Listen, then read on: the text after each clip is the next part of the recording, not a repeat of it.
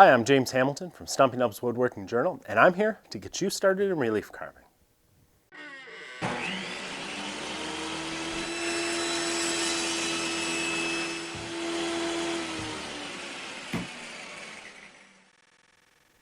In the July 2016 issue of Stumpy Nubs Woodworking Journal, you'll find a video that discusses 4 things you need to know to get started in wood carving. That video covered tool selection, making a mallet, tool sharpening, and choosing your first project. Today, we'll begin that first project, and I'll give you some basic tips that will help you to avoid frustration and have a great time. This particular project is a cluster of dogwood blossoms. This was part of an online course presented by Pro Carver Mary May. I highly recommend that you take this course because she carves the project along with you, walking you through the whole process step by step. She'll also provide you with a pattern to transfer so you don't have to draw it out freehand. She does charge for her courses, but it's worth every penny. You'll find a link in the notes below the video. I carved this into basswood, which is an ideal material for a beginning carver. It cuts like butter, the fine grain is less prone to tear out, and a lot more forgiving when it comes to splits. Butternut's another great wood for beginners. Slightly harder, but it's still very easy to carve. As I begin, I used a V-shaped gouge to outline the entire project. This is the first step in lowering the background so that my design will begin to stand out. As I work, you'll notice that I'm changing the direction of my cut frequently. That's our first fundamental rule of relief carving. Never cut into unsupported fibers. Imagine that one of the petals in our dogwood blossom is made up of a bunch of straws, because that's essentially what wood fibers are. As you cut around curves, your gouge is going to be pushing against those wood fibers. If you were to cut in this direction, for example, those fibers could have no support at the tips, and they could bend and break off, leaving behind a jagged edge, or worse yet, splitting off a portion of your petal altogether. But if you cut in the opposite direction, each fiber is supported by one of the same height or taller behind it, so your cut will be much cleaner. As you get to the apex of curves, the fibers will change direction. Here it's again unsupported, forcing you to reverse the direction of your cut. So as you work around your design, keep in mind that you will have to frequently change the direction of your cut so that all of the wood fibers are always supported. As I mentioned, the purpose of this trench that I'm cutting around my design is to begin lowering the background, but it also provides relief for the next step. I'm using various gouges to make stop cuts right around the outer rim of my design. As I do this, I'll have to keep the second fundamental rule of carving in mind. My edge is a wedge. Even though these stabbing cuts may appear to be very fine, the end of my gouge has a bevel on one side, and that affects the fibers around it. As I push it into the wood, the wedging action puts pressure on the fibers on both sides of the cut. This can naturally cause a split in the wood.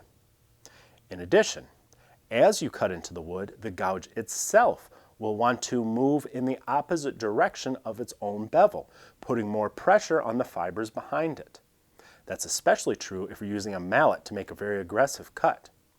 If there's a delicate part of your design behind the gouge at that point, that pressure can cause it to break off. This risk can be minimized by cutting that trench around the design, because if there's less wood on the bevel side of that downward cut, there will be less pressure on the chisel to move in the opposite direction into your delicate flower petal. But you still have to keep an eye on that wedging action, particularly if you're making a cut parallel to the grain direction. Each downward cut can spread the wood fibers, splitting the wood in both directions along the edge of the gouge. If a delicate part of your design, such as the point of one of your leaves, is in the path of that split, you can lose it. The solution is to think ahead. If the grain runs to a point in your design like that, make a cut across the grain that will fall in the path of the cut you wish to make with the grain. That first cut will stop the second cut from splitting across your design. When you're first starting out in wood carving, it can be difficult to think ahead and identify potential problems as you work, particularly how the wood grain affects everything, but with practice, this skill will become second nature. As I finish making stop cuts all the way around my design, I begin digging out the background.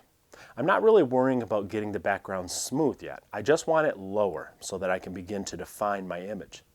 This step is actually a lot of fun and it can be easy to get carried away. So there's another fundamental rule to keep in mind. Your gouge is not a lever. Notice how the chips start to pile up around the edge of my flower petal. It's natural for me to want to lever them out with my gouge and get them out of the way. But the reason they aren't flicking away easily is because I've dug deeper into the background than my downward stop cuts went. So if I try to lever the chips up, I risk splitting away a big chunk of my flower petal. Carving is about slicing wood away, not prying it up. So be sure to fully cut all of your chips free so that they can be blown or brushed away easily, not snapped off. Now it's time to discuss another fundamental. Visualize your design in 3D. When you begin a project, it's nothing more than a two-dimensional drawing, but you must visualize what it will look like in 3 dimensions as you work. Some of our flower petals will be on top, others will be beneath those. The leaves may be beneath one blossom but on top of another one. The stems are behind everything. This whole carving will only be about 3/8 of an inch deep at the most, but by lowering the right parts in the right places, we can make it look very realistic. That's what relief carving is all about. We're stepping down the image one part at a time. It's really just a matter of repeating the same steps again and again. First, you define the edges of the layer by making your downward stop cuts around it.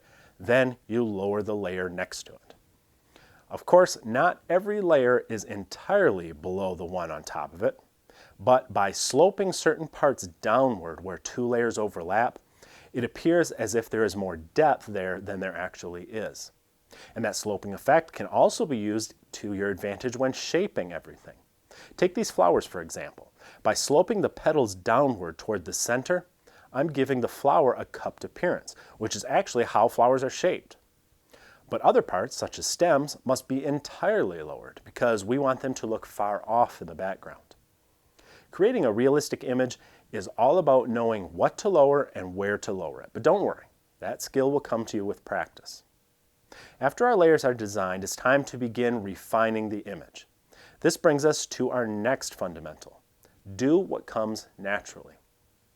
Even though we're working with a two-dimensional drawing, we want our image to look like the real thing. And nature is random. Some petals will be flat, others may have a hump in the center or a curl on the tip. One of the edges may be folded along the side. No two should look exactly alike. It may be difficult to imagine what looks natural as you move from petal to petal, so it's a good idea to try to spend some time studying the real thing. If you don't have access to a dogwood tree in springtime or whatever you're carving, find some high-quality photos on the internet. As you look at them, focus on the shapes, the textures, and the flaws. You'll be surprised how differently you see things in real life when you're trying to duplicate them with wood and gouge. My final and perhaps most important fundamental is this: be prepared to screw up. Everybody does it. When I was carving this design, twice I split off a folded portion of a petal. It was devastating for a couple of seconds. But then I realized I could just change the shape of the petal to cover the error, and nobody would have any idea a mistake occurred. Of course, you'll make fewer mistakes with practice, but even pros have their share of boo-boos. So be patient and keep at it. Carving isn't as difficult as it looks. You don't have to be Michelangelo, you just need patience and a willingness to learn. Be sure to subscribe to Stumpy Nubs Woodworking Journal for more tips, tricks, and infotainment. It's always free at stumpynubs.com. See you there.